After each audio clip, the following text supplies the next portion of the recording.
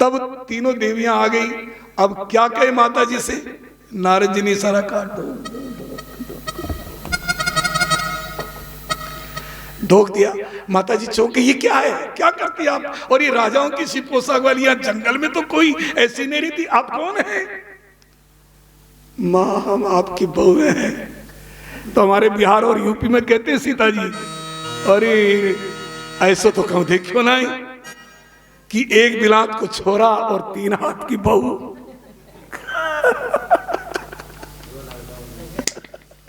ऐसा तो कहीं देखने को नहीं मिला। अभी तो पलने से बाहर नहीं आए, बहू पहले ही आ गई। तब माता जी ने तीनों को कहा, ठीक है मैंने आपको पहचान लिया, तो ले जाओ अपने अपने स्वामी को ले जाओ। अब कैसे ले जाए? लक्ष्मी विष्णु जी को कैसे संभाले? तो तीनों एक जैसे हो रहे हैं। सती कैसे संभाले? तीनों एक जैसे हैं। ब्रह्माणी कैसे संभाले?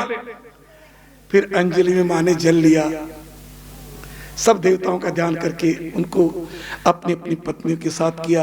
ये सुंदर चरित्र आपने सुना। इसके बाद में दक्ष प्रजापति का मनोमालिन्य। दक्ष प्रजापति एक यज्ञ में गए, उसमें बड़ा सभापति इनको बनाया और उसी में शंकर भगवान भी थे। लेकिन सभापति के मन में एक बात ऐसी रहती, महेशपाल जी, वो काम क्या करना है, क्या नहीं करना है, कैसे करना, वो बाद में सोचता। सबसे पहले सभापति ये देखता कितने लोग खड़े होकर के मुझे प्रणाम कर रहे हैं, कितने लोगों के हाथ में माला है। तो ये मृत्यु लोक में है, पर पहले भी ऐसी बात थी। तो दक्ष प्रजापति को देख के सब खड़े हो गए, शंकर भगवान नहीं खड़े हुए।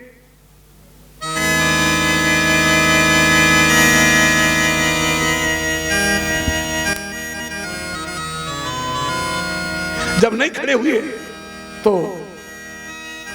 रुष्ट हो गए।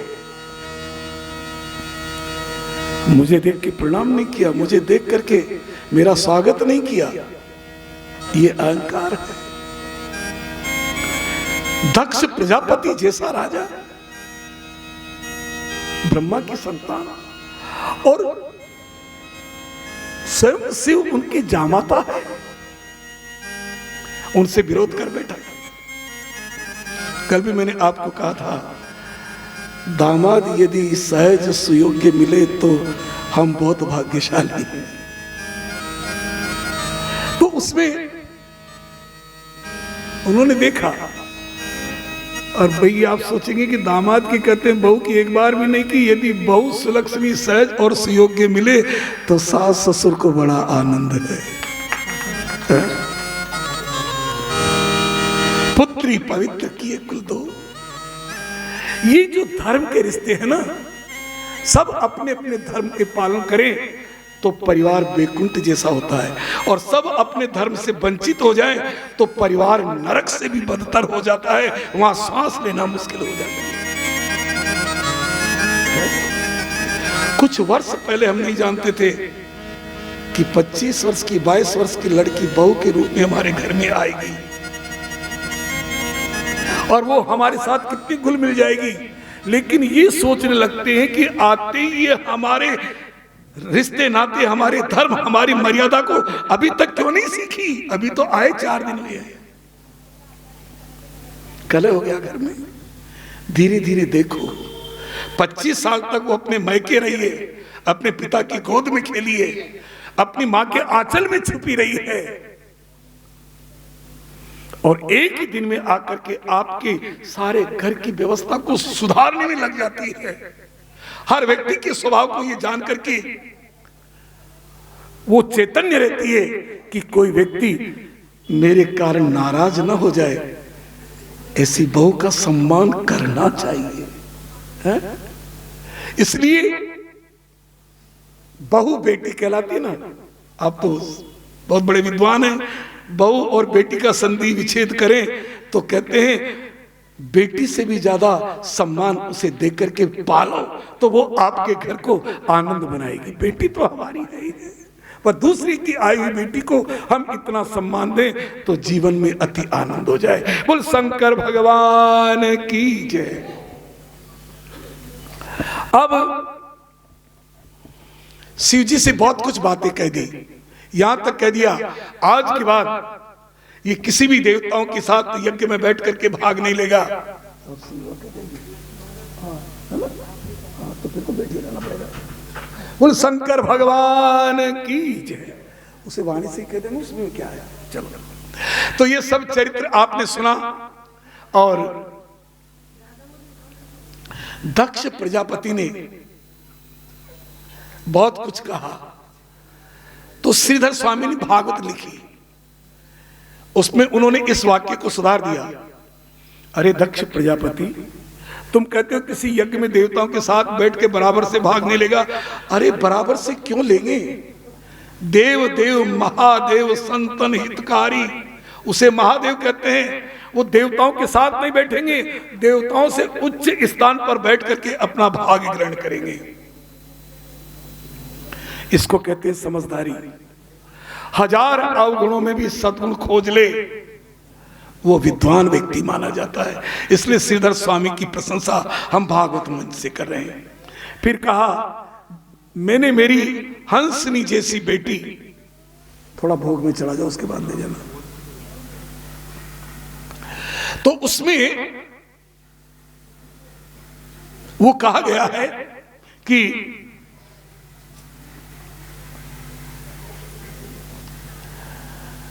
जिसके माता पिता का पता नहीं, जिसका वंश का पता नहीं, जिसका कुटुंब का, स्वजन बंधु बांधवों का, जिसकी योग्यता का पता नहीं, शमशान में रहता है। मैंने ब्रह्मा जी के कहने के ऊपर हंसनी जैसी बेटी मैंने इनको ब्याह दी। भगवान शंकर ने कुछ भी नहीं कहा और सभा छोड़ करके आ गए। कई वर्ष बीत गए, फिर सब देवताओं ने यज्ञ किया, तो सभी देवांगनाएं विमानों में बैठ बैठ करके गई। कनखल में, हरिद्वार में सबको बुलाया, लेकिन भगवान शिव ने, दक्ष प्रजापति ने भगवान शिव को नहीं बुलाया। सब बहनें जाने लगी तो अपनी बहन की यहां उतरी। 60 बहनें सती, 13 धर्म को ब्याई, 27 चंद्रमा को ब्याई, शेष कन्याएं जो रह गई उनका विवाह ऋषियों के साथ किया दक्ष प्रजापति ने। फिर ये वहां चले गए। श्री सुखदेव जी राजा परीक्षित को कहते हैं, राजन,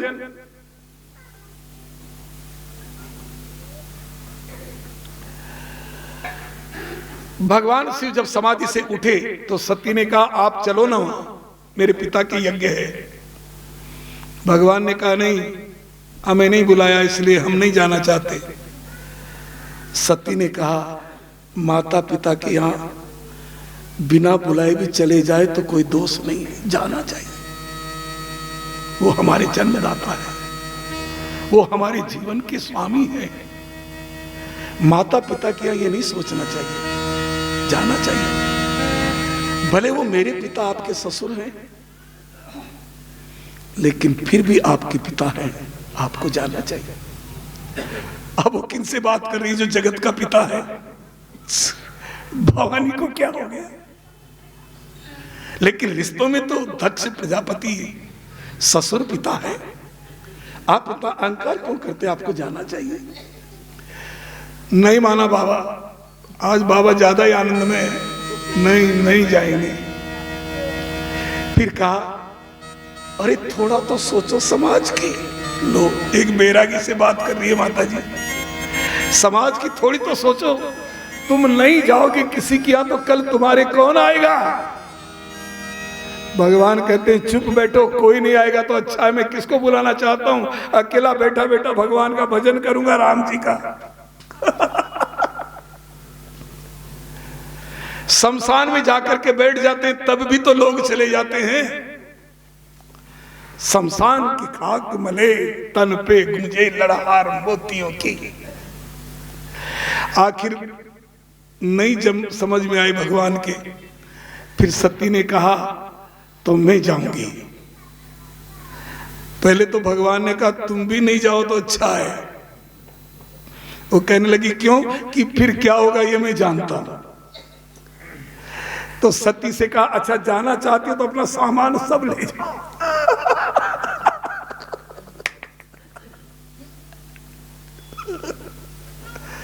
क्या बीती होगी सती पे। जाना चाहते हो तो सामान ले जाओ। बोला आपको, बोला हमें क्या जरूरत है, हमारे देख बेल आराम देने वाला है, जिधर ले जाएगा उधर कोई आंकड़े धतूरे खिला देगा तो आनंद हो जाएगा। माता जी ने कहा फिर नहीं आऊंगी कि? बोला फिर तो मैं जानता हूं क्या होगा, आप नहीं जानती। चली गई सती, पिता से स्नेह है, सती चली गई। और जैसे ही मां भवानी गई है तो क्या देखा, अति आनंद हो रहा है दक्ष प्रजापति के। माता मिली, माता मिली बहुत सुख पाता, माता मिली बहुत सुख पाता,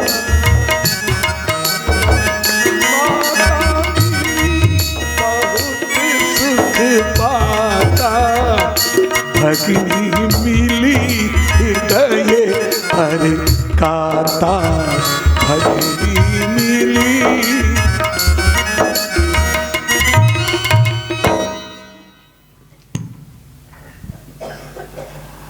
पिता की यहां उत्सव है, यहां जो उत्सव है जिसका भी आनंद आप ले रहे हैं। माता जी मिली, अभी पिताजी के दर्शन नहीं हुए, पहले माता के दर्शन हुए। मां ने अपनी बेटी को 9 माह अपने उदर में रखा है। दौड़ करके मां ने छाती से लगाया बेटी को।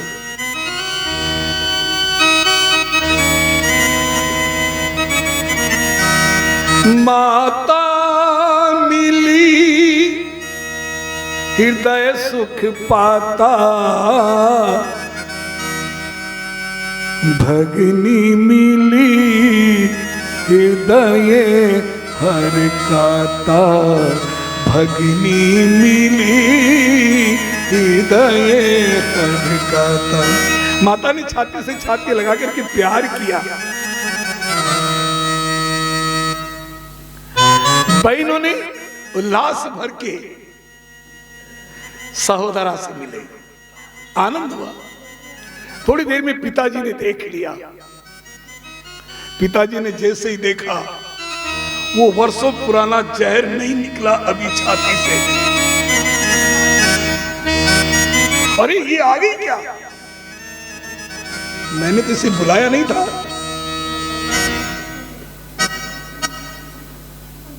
और वो महादेव भी आ गया होगा। थोड़ी देर में अपनी बेटी से मुंह फेर लिया पिता ने। ये दक्ष प्रजापति ज्ञानी की सबसे बड़ी दुर्मति है। मैं व्यास मंच से कहने में तनिक भी संकोच नहीं करता। बेटी सब सह लेगी, पहाड़ जैसी विपत्ति भी उसको आए तो वो हंस करके सह लेगी, लेकिन पिता जब अपनी बेटी से नजरें न मिलाए, जब मुंह फेर ले पिता, निष्ठुर हो जाए, तो बेटी के हृदय के खंड खंड होकर के बिखरने लगते हैं। जिन बड़भागी महापुरुषों को भगवान ने बेटी दी है, वो ध्यान से सुनिए। अनंत कोटि दुखों को बेटी सह सकती है, लेकिन पिता की नाराजगी कदा तो नहीं सह सकती। साधारण बेटी नहीं सह सकती, ये तो जगदम्बा है। जगदम्बा ने कहा, अब वो अपने अस्तित्व में आ गई।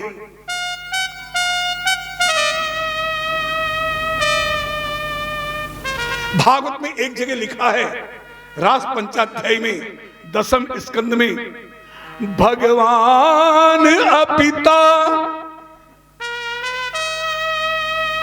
अद्भुत अर्थ है भागवत के।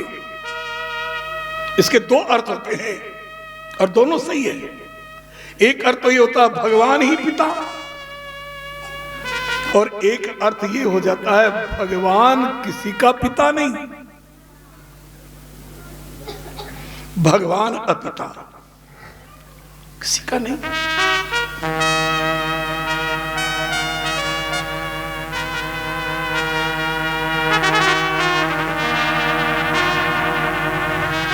अब दक्ष प्रजापति से मातेश्वरी ने कह दिया,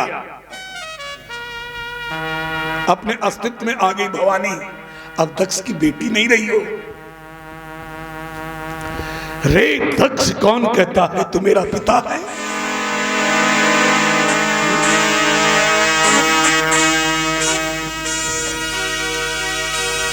विकट वेश हो गया माता जी का। कौन कहता है तू दक्ष है? नैव दक्ष अदक्षोमपि ही। दक्ष नहीं हो। दक्ष का अर्थ तो ज्ञानी होता है। दक्ष का अर्थ तो समुद्र की गहराई से भी जिसका हृदय ज्यादा गहरा हो उसे दक्ष कहते हैं। मैंने मेरे पति से पूछा कि क्या तुमने मेरे पिता का सम्मान नहीं किया? तो महादेव ने कहा है, भवानी मैंने बैठे बैठे उनका बहुत सम्मान किया, लेकिन वो औपचारिकता चाहते थे, मैं उठ करके खड़ा हूं, ये करूं वो करूं। अब ठीक है, मैं उस समय मेरे इष्ट की धारणा में था, मैंने उनको ऐसा कुछ नहीं किया। इधर को थालियां, इधर इधर, और ये आनंद हो गया। इसलिए ये नाराज हो गए। तो आज भवानी कहती है तुम दक्ष नहीं हो। ऐसे पिता को आज मैं अंतिम प्रणाम करती हूं पिता। ये कह करके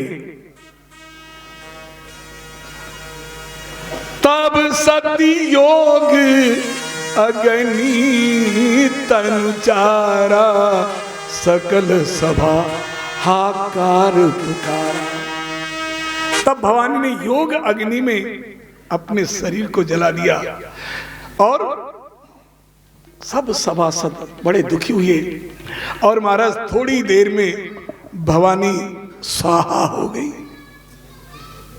इतने ही में नारद जी ने दौड़ करके भगवान शिव से कहा, भगवान शिव बहुत प्यार करते हैं मां सती को, वो तो जानते हैं आगे क्या होगा। नारद जी ने कहा, स्वामी अनर्थ हो गया, मां भवानी गई। भगवान शिव ने क्रोध करके खड़े हुए और ऐसे जटाएं फैलाई, उसमें से कुछ बाल नीचे गिरी और वीरभद्र काल भैरव की उत्पत्ति हो गई। कहा मुझे क्या करना है? जाओ दक्ष प्रजापति के यज्ञ को गए। तो भगवान शिव की अर्धांगिनी मां भवानी को देख करके पूषा नाम के संत आचार्य हंसे थे, भृगु हंसे थे।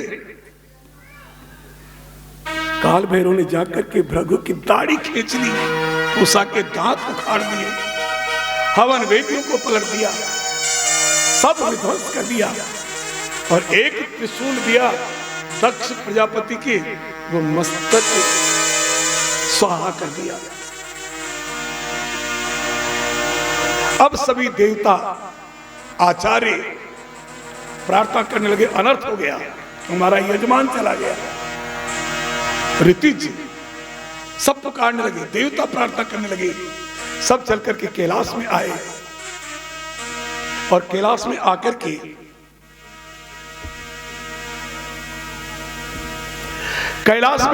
के भगवान से प्रार्थना की।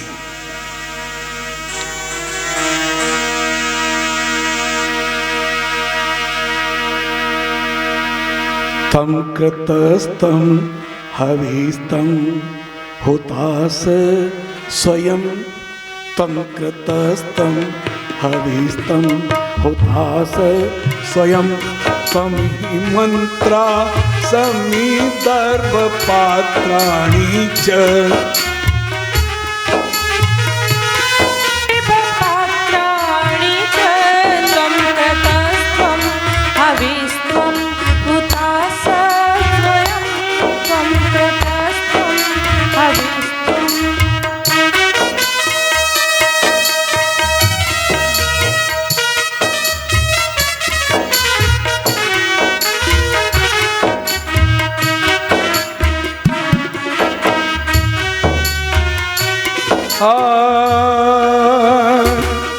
तम ही मंत्रा आचार्य श्री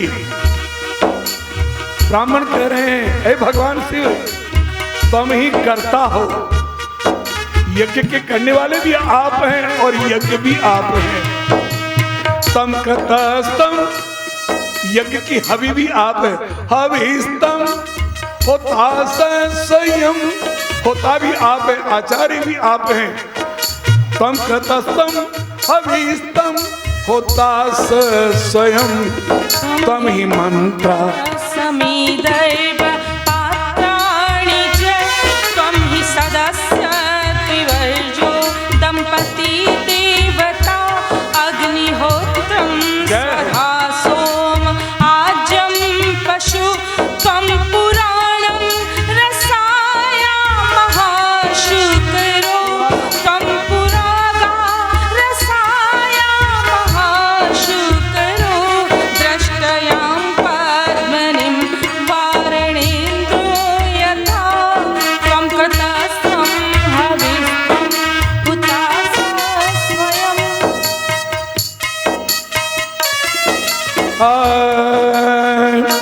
तुम भृत्वजो दंपति देवता, तुम पुरागा रसाया महासुकरो, दृष्टयाम पद्मिनी पारणी।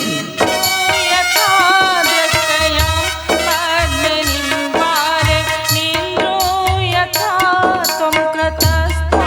बोल शंकर भगवान की जय। ये सुंदर चरित्र आपने सुना और भगवान प्रसन्न हो गए। ऑर्डर दानिए, प्रसन्न हो गए तो लोगों से कहा मांगो, क्या मांगते हो, क्या मांगते हो, चाहिए जो चाहिए, थोड़ा सा थोड़ा सा। तो कहने लगे आप क्या चाहते हैं? देवताओं ने कहा, ब्राह्मणों ने कहा, हमारे यजमान को जीवन दान दो। तभी यजमान को बकरे का मस्तक लगा दिया। काशी में कौन कौन गए आप में से? मैं भी गई हूँ, पर जब बहुत छोटी थी। सीता जी आप तो काशी की तरफ ही रहती है। अरे फिर काया हाथ ऊंचा नहीं करते हैं? काया हाथ ऊंचा नहीं करते भाई, ये दुबे जी हैं। बोल शंकर भगवान की जय। पर ये दुबे नहीं रहते हैं, ये तो प्रकट हो जाते हैं। बोल शंकर भगवान की जय। ये मेरी बेटियां हैं, ये सब आनंद है, भागवत की कथा में मिली है मुझे ये, तो ये सब मेरी बेटियां हैं। हिंदुस्तान की नहीं, लंदन की भी है, हांगकांग की भी है, बैंकॉक की, दुबई की भी है, मेरी बेटियां ये सब। बोल शंकर भगवान की जय। तब उन्होंने दक्ष प्रजापति को जीवन दान दिया, बकरे का मस्तक लगा दिया साहब। देखो आप कहते हैं आज के डॉक्टर ऐसे हैं, सर्जरी इतनी बढ़िया कर देते हैं, वो अंग प्रत्यारोपण, ये डॉक्टर ऐसा है, मनुष्य का नहीं लगाया, बकरे का लगा दिया। शंकर भगवान जैसा कोई सर्जन है, लगा दिया। अपने बेटे के हाथी का लगा दिया। अरे तो किसी ने कहा रावण के तो वो बार बार लगा देते थे वही मस्तक, फिर दक्ष के क्यों नहीं लगाया? ये मेरी खोज है। कोई मेरी बात होती तो मैं मेरी कहता हूं, कोई दूसरे की होती तो मैं उनकी कहता हूं। तो आचार्य जी एक दिन मेरे को चिंतन हुआ कि रावण ने बहु बार मस्तक काटे, बहु बार दिए, पर दक्ष प्रजापति का खुद ने काटा तो नहीं लगाया। इसका एक ही महाकारण है, आपको अच्छा लगेगा। मनुष्य जीवन में जो गलतियां करता है, साधारण गलतियों को भगवान क्षमा कर देते हैं, लेकिन जो महा गलती करे उसको परमात्मा कभी माफ नहीं करते।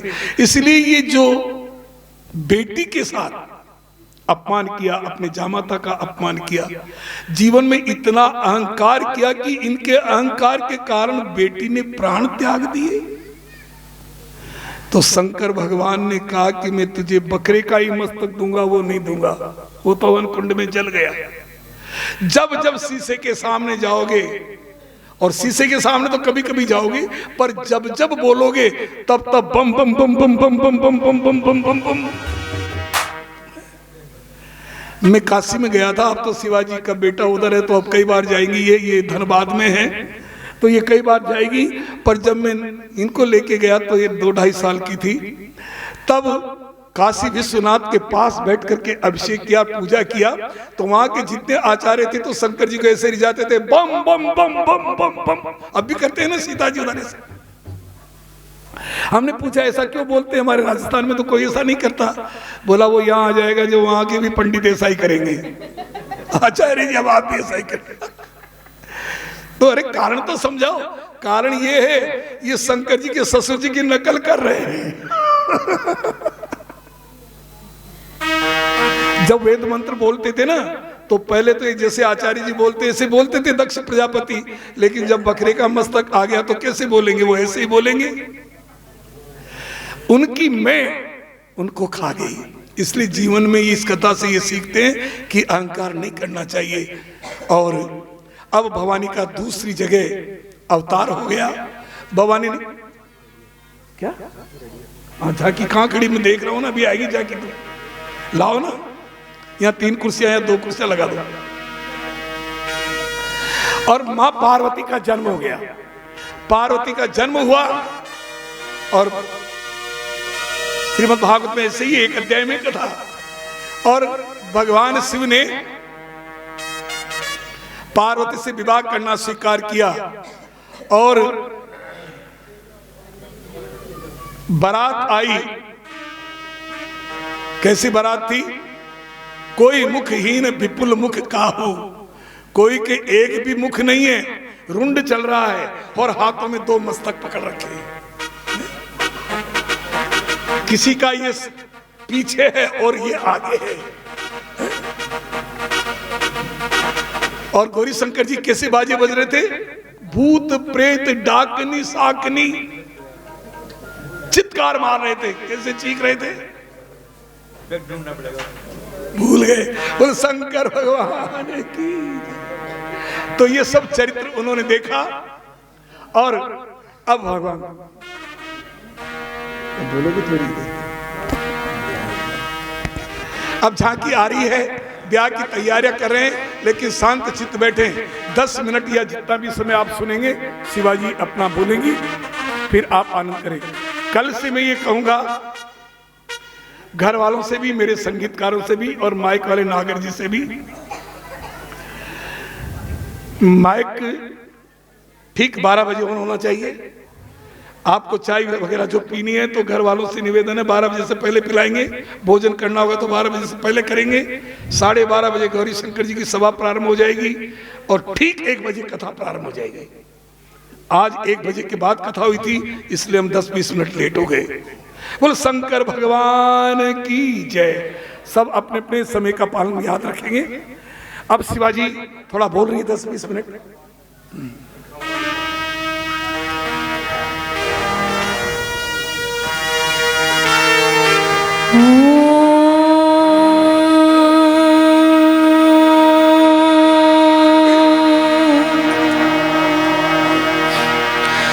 कस्तूरी तिलकं ललाटपटले वक्षस्थले कौस्तुभं नासाग्रे वरमौक्तिकं करतले वेणुं करे कंकणम्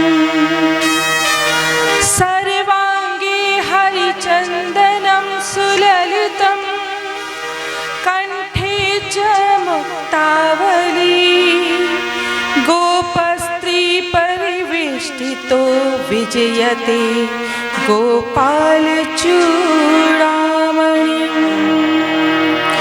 गुरुर्ब्रह्मा गुरुर्विष्णु गुरुर्देवो महेश्वरा गुरुर्साक्षात् परब्रह्म तस्मै श्री गुरुवे नमः।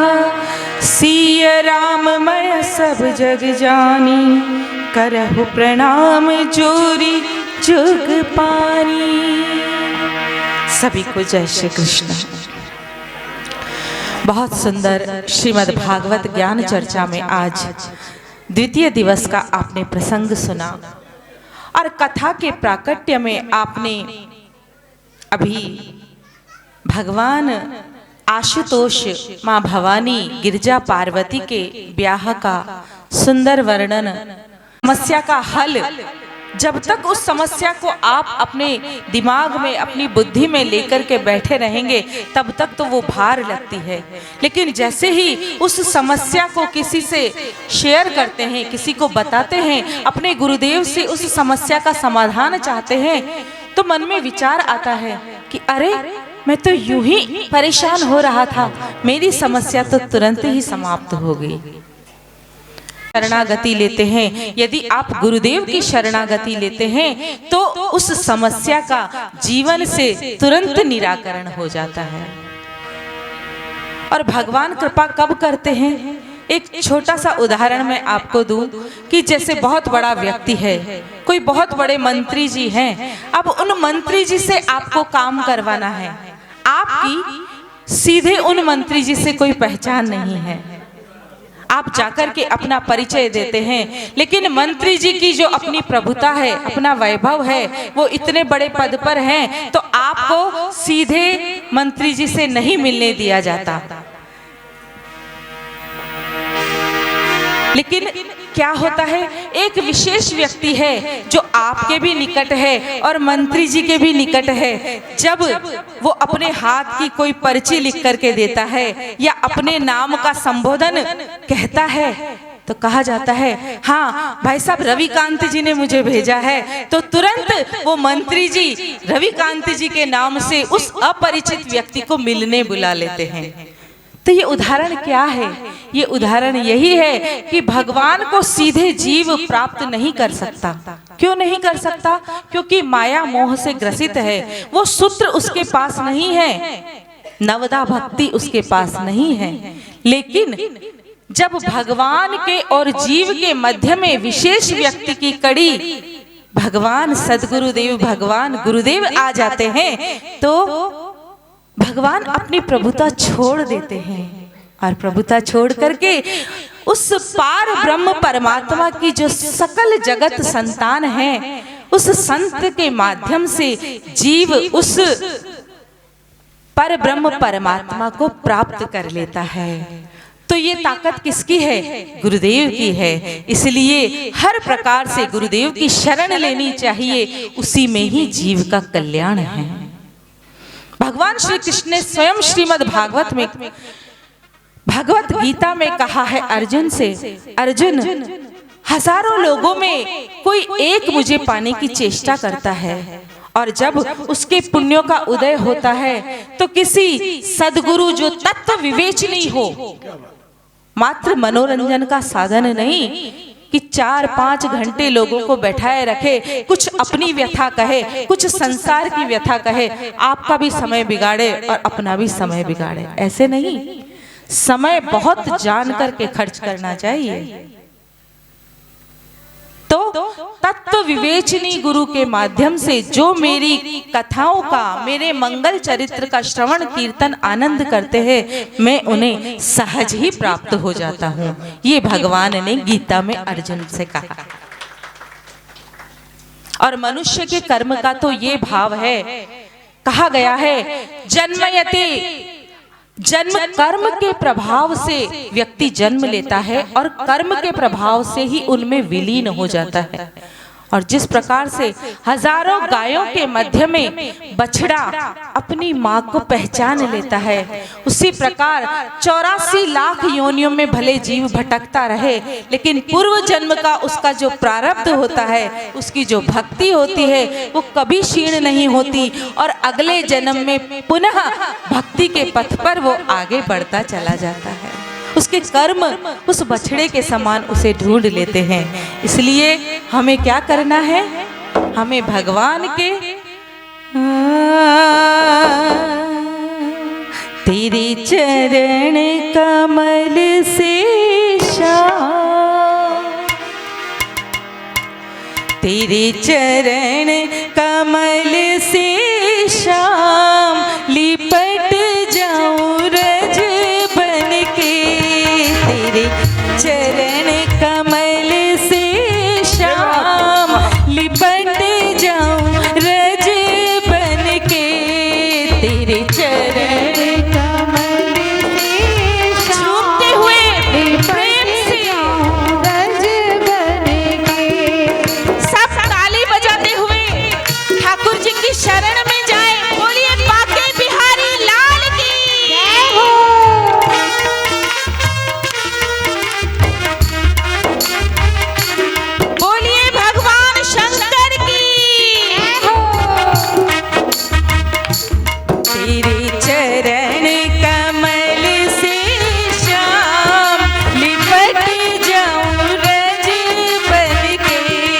तेरे चरण कमल से श्याम लिपट जाऊं रज बन के, ओ लिपट जाऊं रज बन के, लिपट जाऊं रज बन के, लिपट जाऊं रज बन के, लिपट जाऊं रज बन के।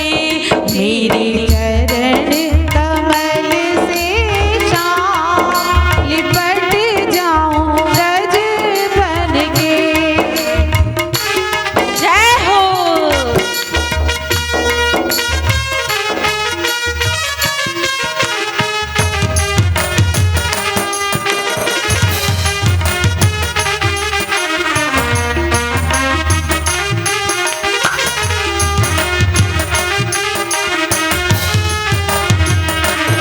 तेरे चरण कमल से श्याम लिपट जाऊं रज बन के। हो नित नित तेरे दर्शन पाऊं, हो नित नित तेरे दर्शन पाऊं, हाँ दर्शन पाऊं, हाँ दर्शन पाऊं। हरि आ गई तेरे धाम, सुने हैं तुम पतितन के। हरि आ गई तेरे धाम, सुने हैं तुम पतितन के। तेरे चरण कमल से श्याम लिपट जाऊं रज बन के।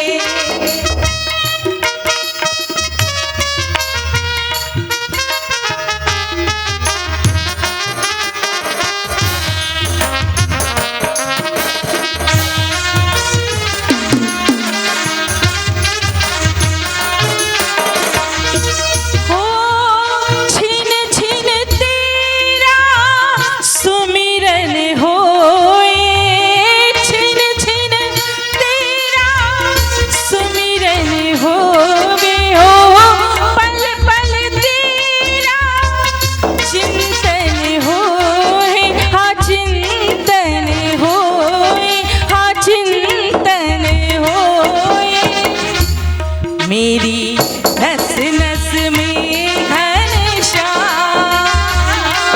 मेरी नस नस में घनश्याम, बरस जाओ रस बन के। मेरी नस नस में घनश्याम, बरस जाऊं रस बन के। तेरे चरण कमल से श्याम लिपट जाऊं रज बन के।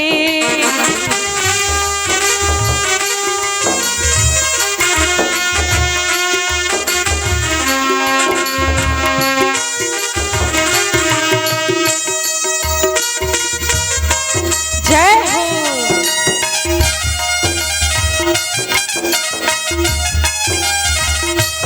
ओ श्याम सुंदर से लगनी लागी, श्याम सुंदर से लगनी लागी, प्रीत पुरबली जन्म री जागी, हाँ जन्म री जागी, हाँ जन्म री जागी। हरि आ गई तेरे धाम, टूटे ना मन के कन के। तेरे चरण कमल। भैया जी बाके बिहारी की शरण में यही होता है।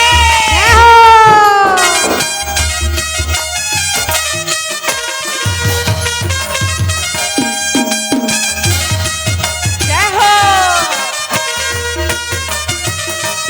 तेरे चरण कमल से श्याम लिपट जाऊं रज बन के। तेरे चरण कमल से श्याम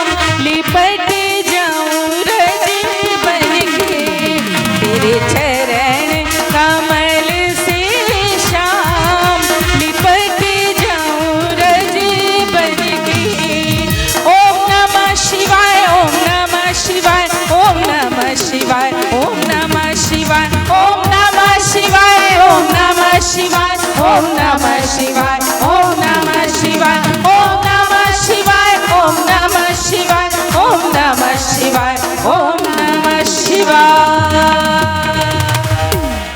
और शंकर भगवान की जय। देखिए, हम समय की पाबंदी तो शाम की भी रोजाना ही करेंगे, पर कभी 10-5 मिनट लेट हो जाता है। सारा कैलाश पर्वत मगन हो गया, डमरू बजाया भोलेनाथ ने, सारा कैलाश पर्वत मगन हो गया।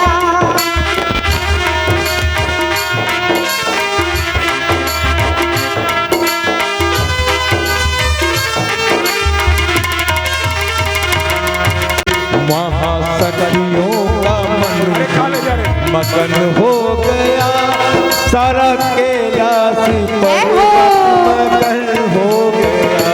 ऐसा डमरू बजाया भोलेनाथ ने, सारा कैलाश पर्वत मगन हो गया। और शंकर भगवान की जय। आचार्य जी, ये सब चीज का संकल्प करा दो इनसे सब। ओम विष्णु ओम द्वितीय प्ररार्धे श्री श्वेतवराह कल्पे जम्बूद्वीपे भारतवर्षे भरतखंडे आर्यावर्ताकंतर्गते ब्रह्मावर्ते गदेशे नवसप्तते द्विशततमे वर्षे औसमासे शुभे कृष्णपक्षे पंचम्यां तिथौ अमुक गोत्रोत्पन्नः। अपना अपना गोत्र बोलेंगे। अमुक नाम श्री रविकांजसा महाभागानां तस्य पत्नी को हम सुशीलाजी महाभागानां पुत्राणां पुत्रवधूनां पौत्राणां सहकुटुंबानां सपरिवाराणां कल्याणार्थं सकल मनोकामना सिद्ध्यर्थं महा। ओम श्री कन्यादानम् अहं करिष्ये।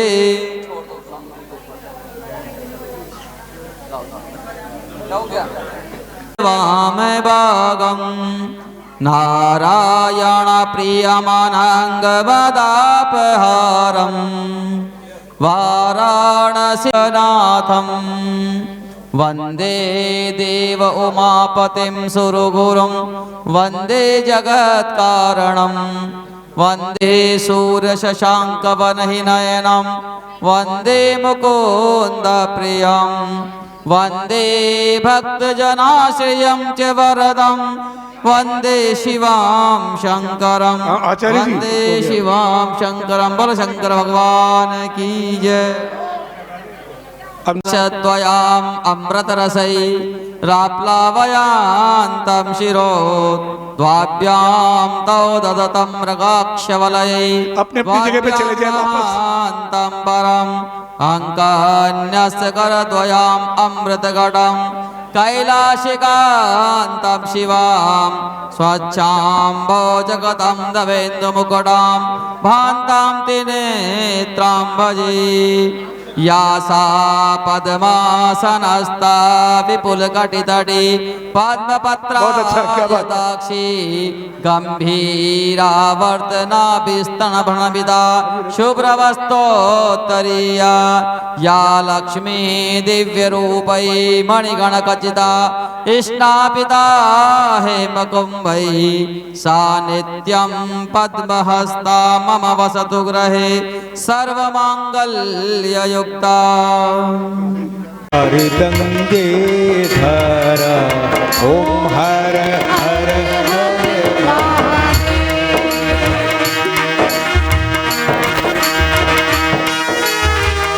दासिव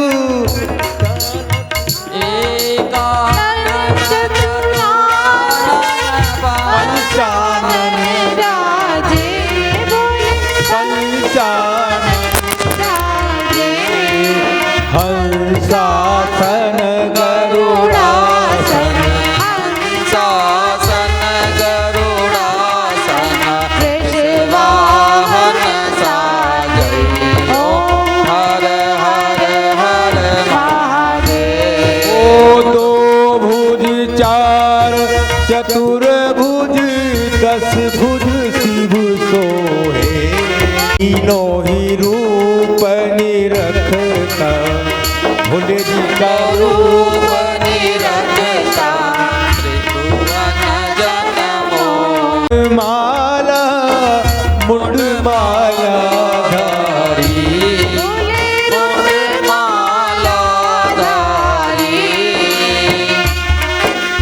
मृगमद सोहे चंदन मगमद सोहे भाले शुभकारी ओम हर हर हर महादेव तामर पीतांबर बागंबर आंगे बागंबर आंगे सनकादिक ब्रह्मादिक सनकादिक ब्रह्मादिक भूतादिक संगे ओम हर हर महादेव करके मत कमांडल जगत करता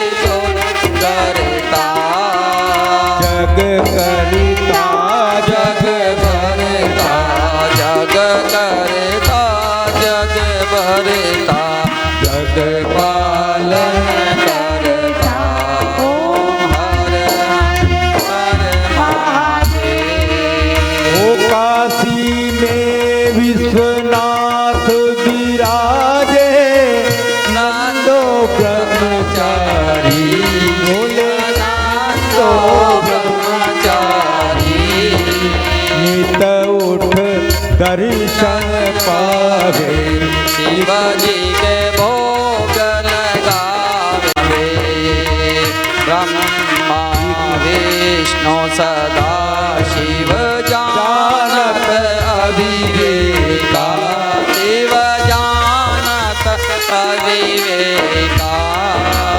प्रणवाक्षर के माजे प्रणवाक्षर के माजे ये तीनों एका ओम हर हर हर महादेव मोती गुण स्वामी की आरती जो कोई करे गावे हमें प्रेम सहित गावे कहत शिवानंद स्वामी कहत हरि हर स्वामी सुख संपत्ति पावे ओम हर हर हर महादेव शिव ओंकार भोले पार्वती सदा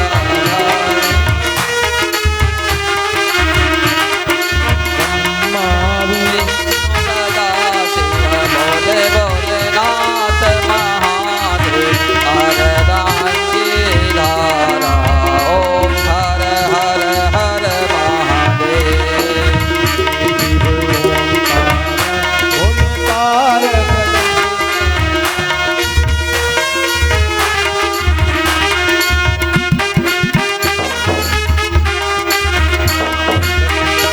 महादेव अरदांगी धारा ओम हर हर हर महादेव कर्पूर गौरम करुणावतारम संसार साराम भुजगेन्द्रहारम सदा वसन्तं हृदयारविन्दे भवं भवानी सहितां नमामि त्वमेव माताश्च पिता त्वमेव बान्धोश्च सखा त्वमेव त्वमेव वेद्या द्रविणां त्वमेव सर्वां मम देव देव ॐ चन्द्रादित्यो धरणे विद्युदग्निज देव च त्वमेव सर्वज्योतिषिम् आरार्तिक्यं प्रतिगृहीतां जलेन शीतलीकरणम्